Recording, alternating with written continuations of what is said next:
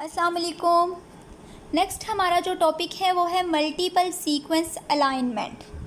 अभी हमने पहले पेयर वाइज सीक्वेंस अलाइनमेंट देखा था। वो क्या था कि हम दो सीक्वेंसेस का कंपैरिजन करते थे। अब क्या है कि हमने क्या करना है कि हमने मोर देन टू सीक्वेंसेस को कंपेयर करना है। ऐसे बेसिकली बायो इन्फॉर्मेटिक्स में होता है ऐसे ही है, दो सीक्वेंसेस बिल्कुल बेसिक लेवल है। मोस्टली जो है वो मल्टीपल सीक्वेंस जो अलाइनमेंट है वो यूज़ की जाती है। अब देखें हमारे पास पेयर वाइज अलाइनमेंट है, उसकी नेचुरल एक्सटेंशन हो सकती है मल्टीपल सीक्वेंस अलाइनमेंट में। हम क्या करते हैं, अपनी जो सीक्वेंस है, एक सीक्वेंस सपोज़ करें ये हमारी क्या लें कि इंटरेस्ट की सीक्वेंस है, इसका हमने कंपैरिजन करना है ऑल अवेलेबल प्रोटीन सीक्वेंसेस के साथ। तो ये हमारी कौन सी सीक्वेंसिंग हुई, मल्टीपल सीक्वेंस अलाइनमेंट।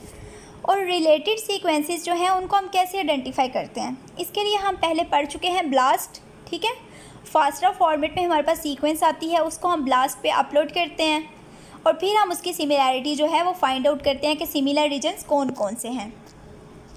अब क्या होता है, as the process generate multiple matching sequence pair, हमारे पास रिजल्ट में क्या आ रहा है, मल्टीपल मैचिंग सीक्वेंस पेयर्स आ रहे हैं। तो ये लाजमी है कि हम कन्वर्ट करें पेयर वाइज अलाइनमेंट को सिंगल अलाइनमेंट में। सपोज़ करें ना, ये हमारी ए अलाइनमेंट है, इसका हमने फाइंड आउट करना है, मैचिंग इसकी देखनी है, अलाइनमेंट देखनी है। ये नीचे ढेर सारी हमारी जो ब्लास्ट में अलाइनमेंट आ गई हैं।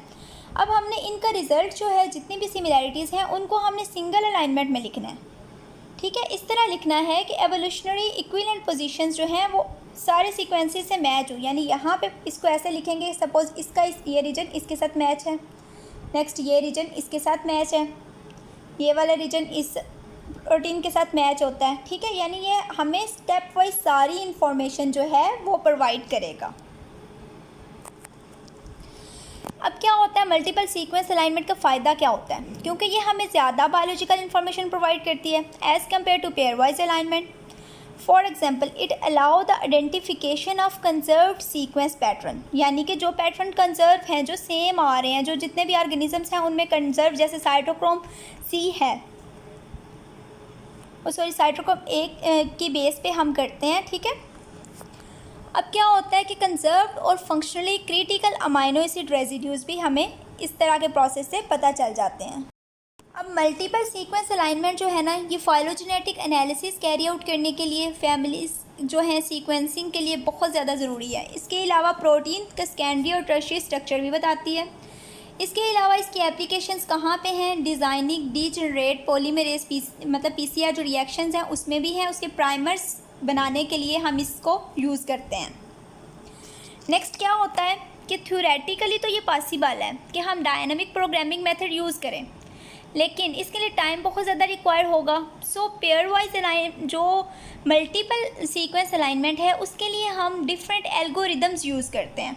पेयर वाइज में तो चलो दो सीक्वेंसेस थी ना, तो हमने उनको कर लिया मैनुअली भी, लेकिन मल्टीपल सीक्वेंस अलाइनमेंट के लिए ये पॉसिबल नहीं है। इसके लिए हम डिफरेंट स्कोरिंग फंक्शंस यूज़ करते हैं। इसमें हम क्या करते हैं, सीक्वेंस को अरेंज करते हैं इस तरह से कि जो मैक्सिमम नंबर ऑफ़ रेजिड्यूज़ है ना हर सीक्वेंस के, वो मैच हो जाए according to particular scoring function के। स्कोरिंग फंक्शन अब किस चीज़ पे बेस करता है, सम ऑफ पेयर्स पे। इसका नेम सजेस्ट कर रहा है कि ये सम है स्कोर्स का ऑफ ऑल पॉसिबल पेयर्स। जितने पॉसिबल पेयर्स जितने पॉसिबल पेयर्स बन सकते हैं ना मल्टीपल अलाइनमेंट में, पर्टिकुलर स्कोरिंग मैट्रिक्स पे बेस करके उनका सम लेते हैं हम।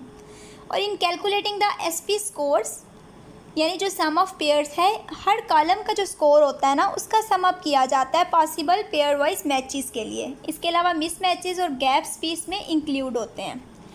एग्जॉस्टिव अलाइनमेंट मेथड जो है ना, इसमें ऑल पॉसिबल अलाइंड पोजीशंस को हम साइमल्टेनियसली एग्जामिन करते हैं। ठीक है, उनको एट ए टाइम देखते हैं। ये पेयर वाइज अलाइनमेंट के लिहाज से डायनामिक प्रोग्रामिंग से सिमिलर है, जिसमें हम 2 डायमेंशनल यूज़ करते थे, लेकिन इसमें हम ऑल पॉसिबल जो है अलाइंड पोजीशन में हम इसको यूज़ कर सकते हैं, यानी कि ये मल्टी डायमेंशनल है। उसके अलावा बैक ट्रैकिंग क्या है, अभी हमने थोड़ा सा देखा था इसमें डायनामिक प्रोग्रामिंग में कि बैक ट्रैकिंग क्या होती है। ये जो है ना अप्लाई किया जाता है 3 डायमेंशनल मैट्रिक्स में, ताकि हाईएस्ट स्कोर पाथ, यानी कि मैक्सिमम अलाइनमेंट जहाँ पे आई है हम उसको फाइंड आउट कर सकें। फॉर अलाइनिंग एन सीक्वेंस हमें क्या चाहिए है, एन डायमेंशनल मैट्रिक्स, यानी जितनी सीक्वेंसेस होंगी ना उतनी डायमेंशंस पे हमने उसको करना है. As the amount of computational time and memory space required increase exponentially with the number of sequences, यानी नंबर ऑफ सीक्वेंसेस के दौरान साथ वो एक्सपोनेंशियली ग्रोथ हो रही है उसकी, ठीक है, एक्सपोनेंशियल इंक्रीज आ रहा है. इस वजह से क्या होता है कि जो डायनामिक प्रोग्रामिंग है वो लिमिटेड हो जाती है, इसको हम यूज़ नहीं कर सकते. इसके लिए हम कौन सा प्रोग्राम यूज़ करते हैं, DCA.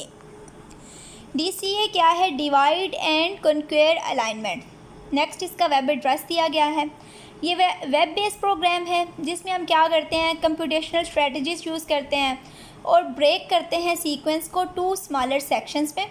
अब ब्रेकिंग पॉइंट किसकी बेस पर डिटरमाइन किए जाते हैं, रीजनल सिमिलैरिटी सीक्वेंसेस की कितनी है. अगर सेक्शंस जो हैं वो बहुत छोटे ना हो तो उनको और डिवाइड कर लेते हैं हम, यानी हम इतने डिवाइड कर लेते हैं कि उन पे एल्गोरिदम्स जो हैं वो हम अच्छी तरह से परफॉर्म कर सकें. अभी यहाँ पे हम ग्लोबल अलाइनमेंट के लिए भी परफॉर्म कर सकते हैं, ठीक है. और इसको हम ना, इसके अलावा ये एग्जॉस्टिव मेथड है, इसके अलावा और भी मेथड्स हैं जो हम इंशाल्लाह नेक्स्ट देखेंगे मल्टीपल सीक्वेंस अलाइनमेंट के लिए.